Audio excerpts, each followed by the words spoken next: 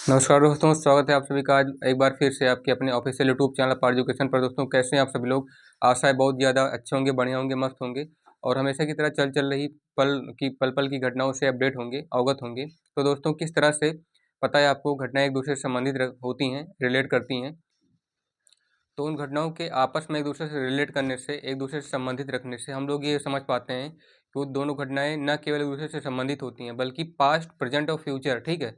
जो घटनाएं जैसे अभी वर्तमान में आई, ठीक है, घटी, तो इसका कुछ इम्पैक्ट हुआ, कुछ इसका रिजल्ट आया, ठीक है, परिणाम हुआ, कुछ लाभ हुआ, कुछ हानि हुई। तो ये अब धीरे धीरे जो आने वाला समय होगा, उस आने वाले समय में आज का जो समय होगा ये पास्ट हो जाएगा, आपको पता है, और आने वाला टाइम जो है वो फ्यूचर होगा। लेकिन जो इस टाइम पे जो चलने वाली घटनाओं का इम्पैक्ट है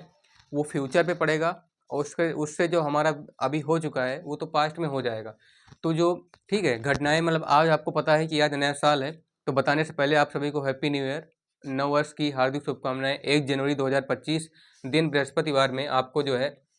ठीक है।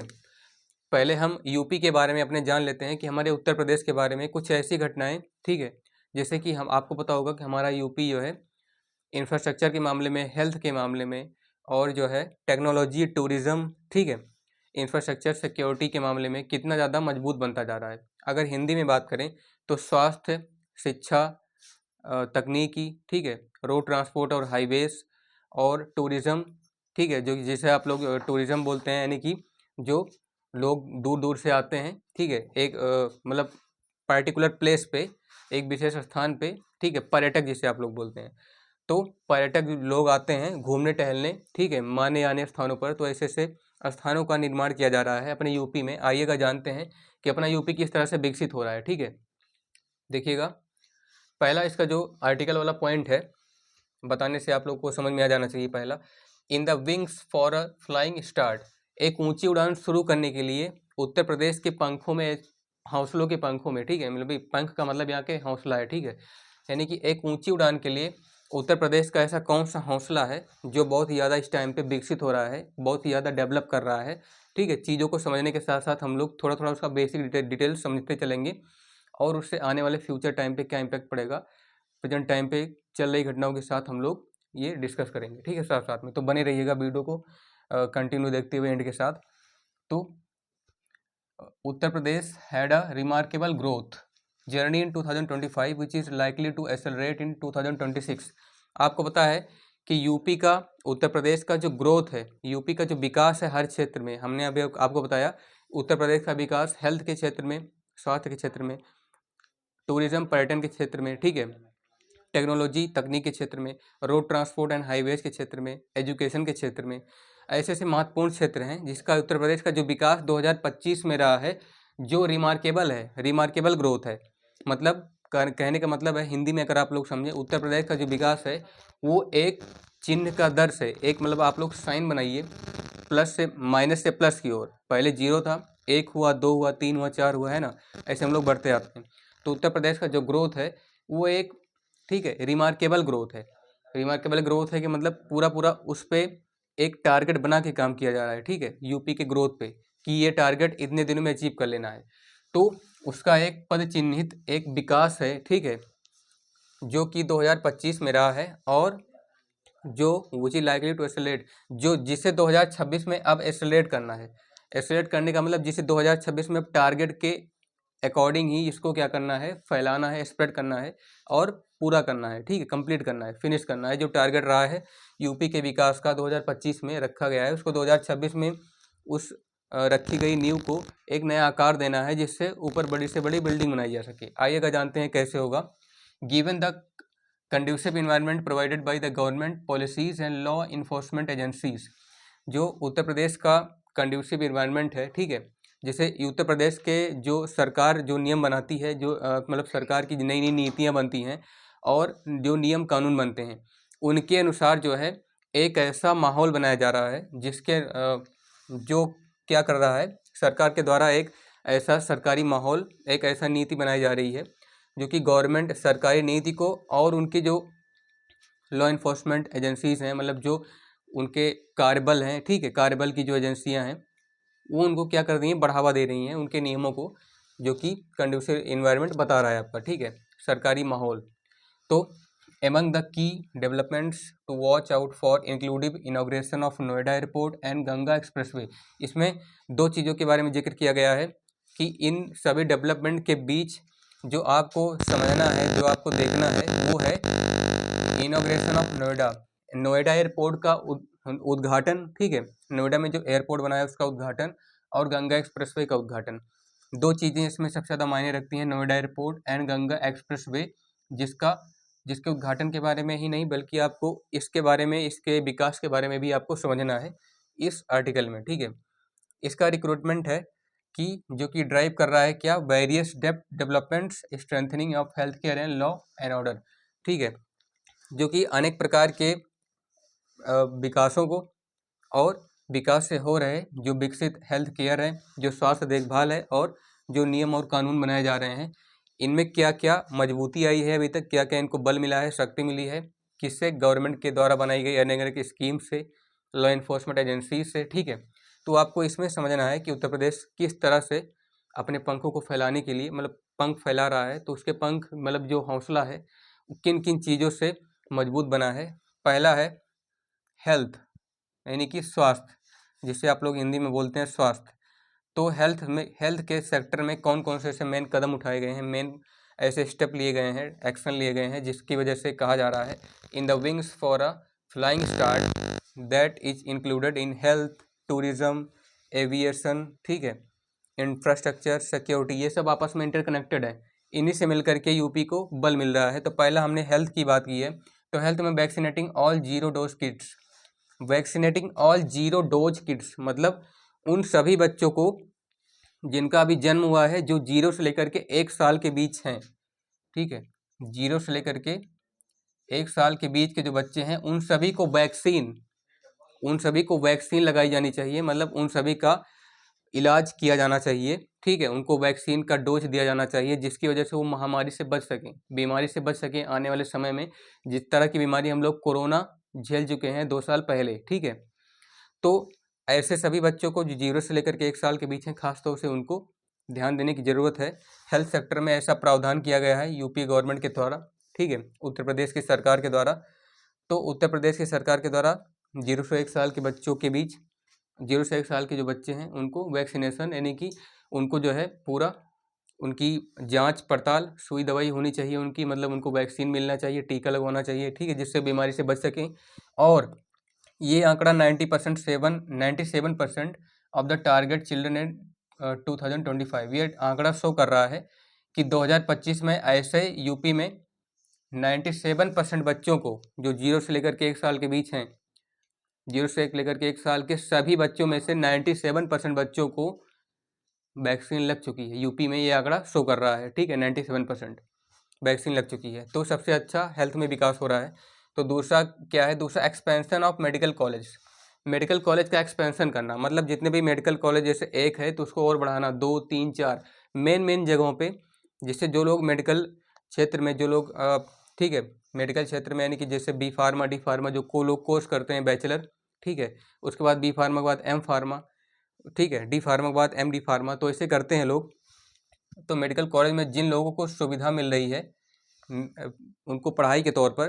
तो ऐसे स्वास्थ्य में भी उनको सुविधा मिलनी चाहिए कि जहाँ मेडिकल कॉलेज हैं, जहाँ जहाँ लोगों को ट्रेनिंग दी जा रही है, ऐसे और मुख्य जगहों पर खोले जाने चाहिए जहाँ पर मेडिकल कॉलेज की सबसे ज़्यादा ज़रूरत है। और तीसरा आयुष मोबाइल ऐप, ये आयुष मोबाइल ऐप लॉन्च किया गया है, जो कि ठीक मेडिकल कॉलेज से रिलेटेड है, मतलब जो कि जो दवाइयाँ होती हैं, जो बनती हैं मेडिकल, ठीक है, अंग्रेजी दवाइयाँ, और जो अपने अपने भारत के जो योगा आयुर्वेदा है, ठीक है, उन सबसे मिलाकर बनती हैं। तो ये आयुष मोबाइल ऐप लॉन्च किया गया है, इसका मुख्य एम है aims to improve access about traditional health care, ठीक है, मतलब कि एक पारंपरिक स्वास्थ्य देखभाल के बारे में ये आयुष मोबाइल ऐप बता रहा है, ठीक है, जो कि हेल्थ को सबसे ज़्यादा मजबूती देता है, जो कि आपको जानना चाहिए। आयुष मोबाइल ऐप सर्च करेंगे आप लोग, वेबसाइट पर देखेंगे तो आपको आयुष मोबाइल www.ayushmobileapp.com, तो ऐप डायरेक्ट प्ले स्टोर पर ले जाएगा, लेकिन आप लोग सर्च करेंगे www.ayushmobileayurveda.com, तो आपको जितने भी इससे लिस्टेड वेबसाइट्स हैं वो खुल जाएंगी और मेडिकल कॉलेज की लिस्ट आ जाएगी, ठीक है, जो अब आपको बताएगी कि ट्रेडिशनल हेल्थ केयर के मामले में आयुष मोबाइल ऐप का कितना बड़ा रोल है। तो ट्रेडिशनल हेल्थ केयर में आपका क्या क्या बन जाता है, आयुर्वेदा, योगा, ठीक है, होम्योपैथिक मेडिसिन्स, मतलब जो घरेलू दवाइयाँ होती हैं बनती हैं। तो इसके मामले में क्या है, हेल्थ सेक्टर में का सबसे ज़्यादा काम हो रहा है, जिसके तौर पर ऐसा माना जा रहा है कि यूपी का जो in the wings of flying start, ठीक है, एक ऊंची उड़ान शुरुआत करने के लिए उत्तर प्रदेश के पास जो हौसले का पंख है, उसमें मेडिकल का सबसे बड़ा योगदान है। दूसरा है टूरिज्म, पर्यटन, ठीक है, टूरिज्म में return of Buddha relics, Buddha relics यानी कि बुद्ध के, भगवान बुद्ध के, गौतम बुद्ध जिन्हें कहा जाता है, यानी भगवान बुद्ध भी कहा जाता है, उनके जो दार्शनिक स्थल हैं, ठीक है, मतलब जो उनके रिलीजियस प्लेसेस हैं, तो उनके दार्शनिक स्थलों में से जो बुद्ध के टेम्पल्स हैं, जैसे भगवान बुद्ध के मंदिर हैं, वहाँ पर जो पर्यटक आते हैं, तो ऐसे ऐसे पार्क्स बनाए जाएं, ऐसे ऐसे मंदिर के जगह जगह पे उनकी जो प्रतिमाएं हैं, ठीक है, उनकी स्टेचू ऑफ, जैसे सरदार वल्लभ भाई पटेल की बनी है, तो ऐसे ऐसे जगह पर बुद्ध रिलिक्स का रिटर्न हो, ठीक है, बुद्ध द्वारा दिए गए संदेशों का जो वहाँ पर रिटर्न किया जाए, उनको संदेशों को वापस फिर से याद दिलाया जाए, जिनको लोगों की सबसे ज़्यादा आवश्यकता है, ठीक है। तो जैसे बुद्ध धर्म के, मतलब बौद्ध धर्म के ऐसे 3 लक्ष्य हैं, बुद्ध, धम्म और संघ। तो ऐसे ऐसे उनके लक्ष्यों को, उनके परिणामों को और उनका जो सिद्धांत क्या है जीवन का, उनके बारे में बताया जाए, दार्शनिक स्थलों पे ये लगाया जाए और लोगों को इसके बारे में अवगत कराया जाए। तो ऐसा टूरिज्म के साथ किया जा रहा है। दूसरा क्या है, कल की धाम ऑन टूरिज्म ऐप। आप लोग टूरिज्म ऐप पे कल की धाम सर्च करेंगे तो आपको पाएंगे कि जो टूरिज्म है सबसे ज़्यादा सपोर्ट कर रहा है आपको कल की धाम, ठीक है। कल की धाम का मतलब, जैसे आपने पढ़ा होगा सनातनी, मतलब क्या बोलते हैं, सनातनी परंपराओं में एक ऐसा है कि भगवान विष्णु के 14 अवतार हैं, 14 अवतारों में से उनके सबसे लास्ट वाला अवतार जो कलयुग में आएंगे, जिनका नाम है कल्कि, तो उनके नाम पे ही ये धाम बना है, कल की धाम, ठीक है, जो कि संभल में है, उत्तर प्रदेश के संभल में पड़ता है। और सबसे अच्छी बात यह है कि ये टूरिज़्म ऐप जो है, आप लोग कल www.tourism ऐप पे जाएंगे, कल की धाम सर्च करेंगे तो वहाँ पे आपको लोकेशन दिखाई देगा, एग्जैक्टली संभल और कन्नौज के बीच का है। तो वहाँ पे ये टूरिज़्म को सबसे ज़्यादा सपोर्ट कर रहा है कल की धाम, ठीक है, जिसके बारे में बताया जाता है कि जैसे बौद्ध धर्म को जो जोड़ना, ठीक है, पर्यटन में तो बौद्ध धर्म हो गया, इधर सनातन का हिंदू धर्म हो गया, उधर इस्लाम में भी मुस्लिम जो धर्म है, उन लोगों के धर्म में भी कोई ना कोई ऐसा गुरुद्वारा होगा, मतलब कोई ना कोई ऐसा जो है मस्जिद होगा जो पर्यटनों को अच्छा लगेगा, जो मुस्लिम पर्यटक आते होंगे। जैसे बौद्ध के आए तो बुद्ध धर्म से हो गए, हिंदू में सनातनी धर्म से आए तो ये लोग कल की धाम जाएंगे, ठीक है, मतलब ऐसे ऐसे जो अलग अलग धर्म के मानने वाले हैं। तो टूरिज़्म भी सबसे ज़्यादा सपोर्ट कर रहा है कि जिस धर्म के मानने वाले लोग सबसे ज़्यादा आते हों उनको उसी स्थान पर ले जाया जाए और सपोर्ट किया जाए, उनको चीज़ों के बारे में बताया जाए, ठीक है, किस तरह से धार्मिक घटनाएं और धार्मिक स्थल उनके लिए सबसे ज़्यादा इंपॉर्टेंट रोल प्ले करते हैं। तो दूसरा टूरिज़्म सबसे ज़्यादा रोल प्ले करता है, ठीक है। तीसरा है एविएशन, जो कि टेक्नोलॉजी से रिलेटेड है, मतलब जो कि तकनीकी से है,